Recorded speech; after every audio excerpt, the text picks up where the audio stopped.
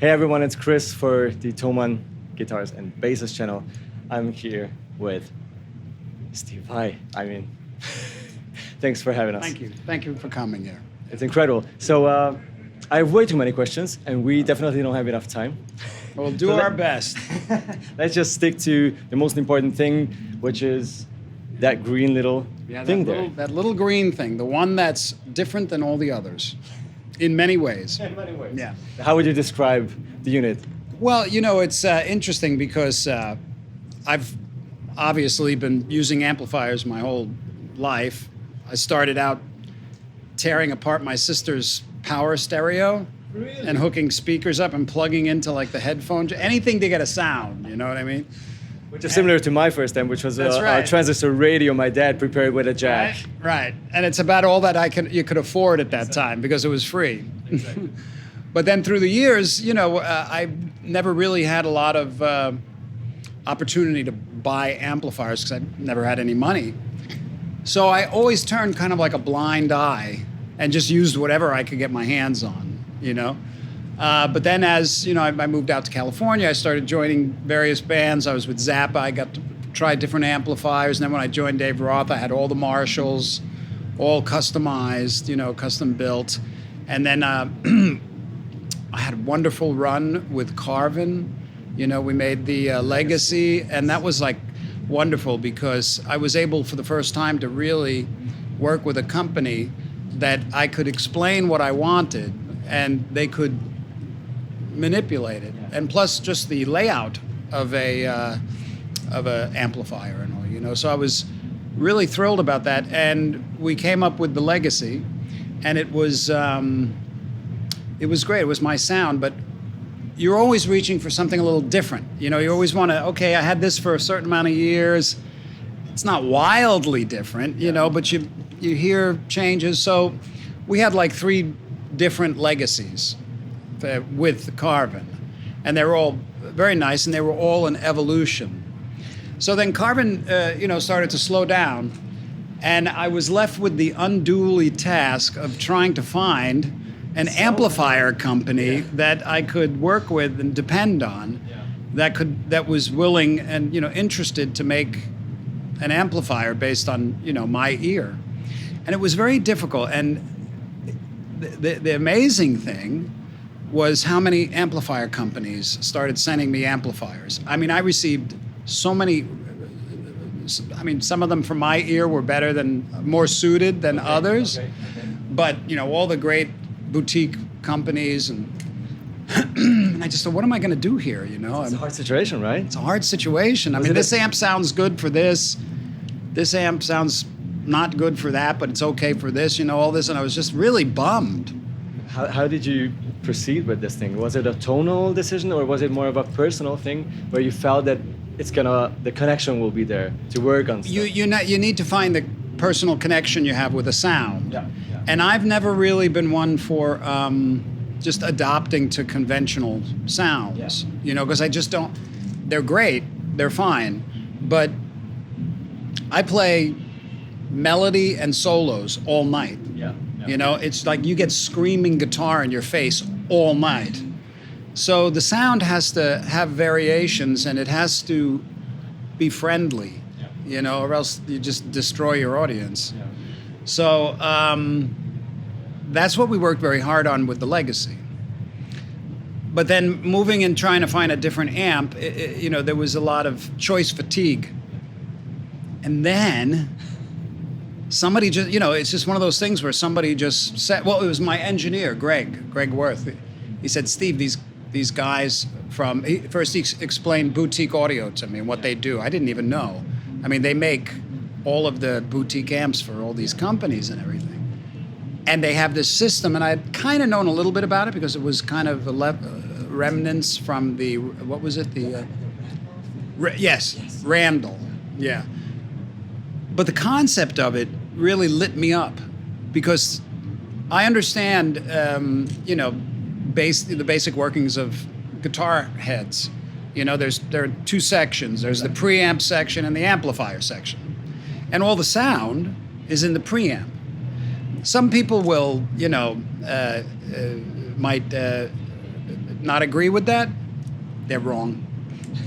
You know, the sound is in the preamp. Of course, the amplifier will have some coloration. Depending on how much you crank it. How much you crank it, how it's built, the quality, but the real tonality is generated in the mic and the preamp section. And I've always been one for tubes, analog. I don't use modeling live, you know, and I don't touch anything with latency, you know.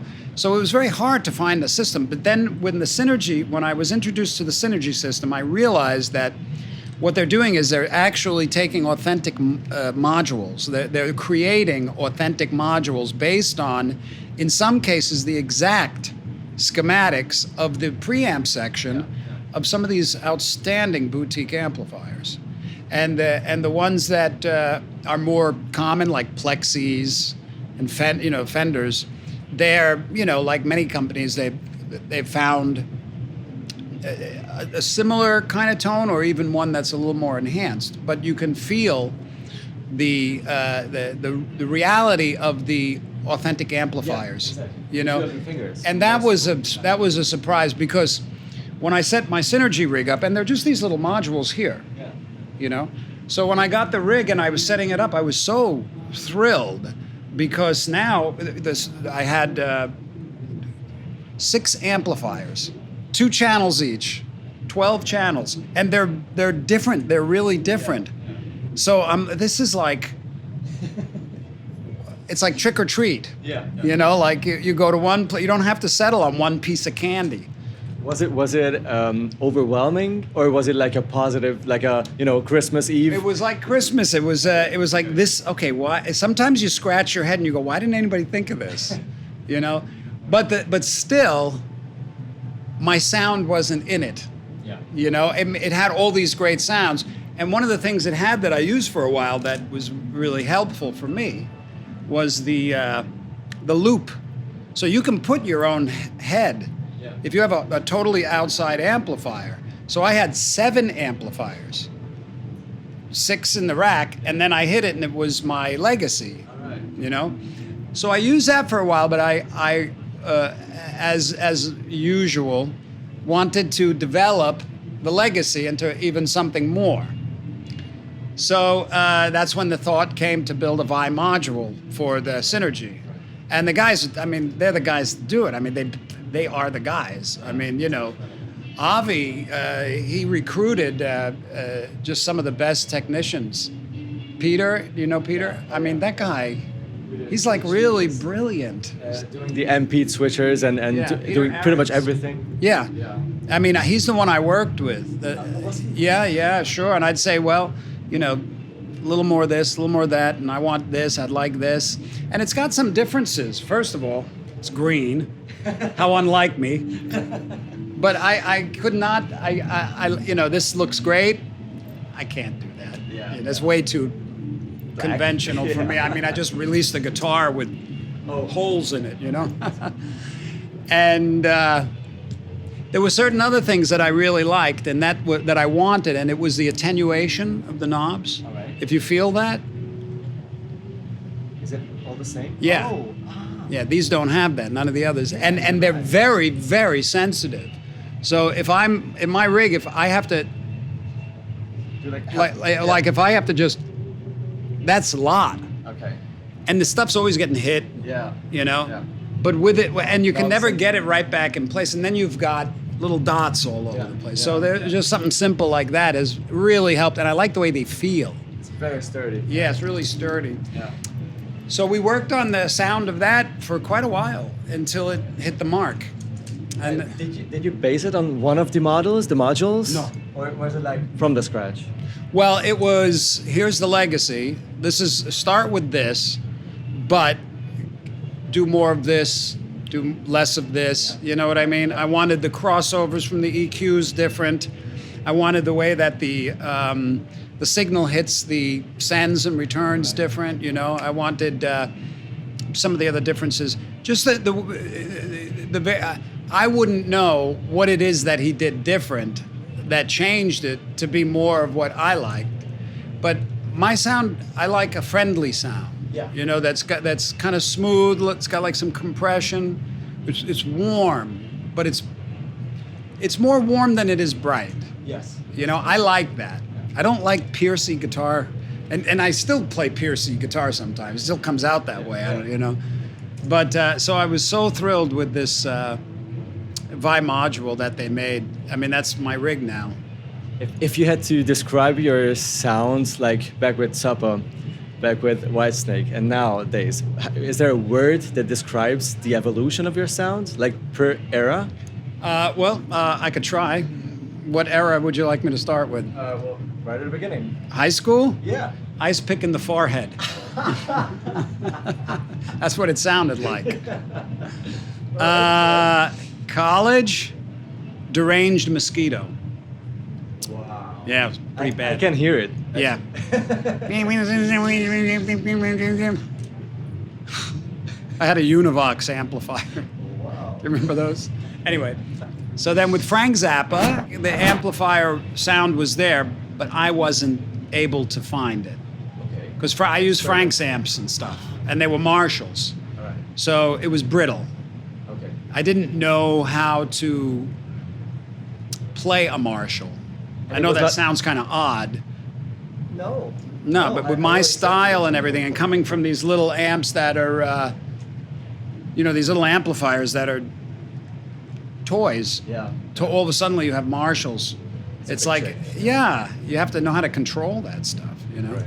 And then when I was with Dave Roth, then it started to pound. All right. So gristly pounding gristle, might say.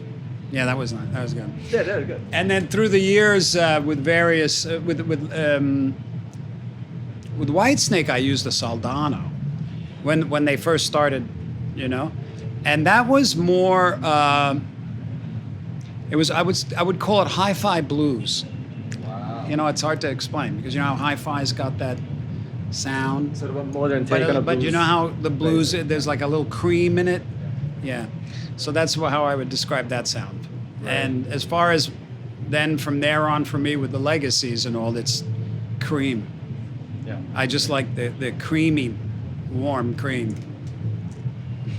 Fantastic. Steve, thank you so much. It's been an absolute pleasure. You guys take it easy. Make sure to check out the hashtag Thomann20 for all coverage.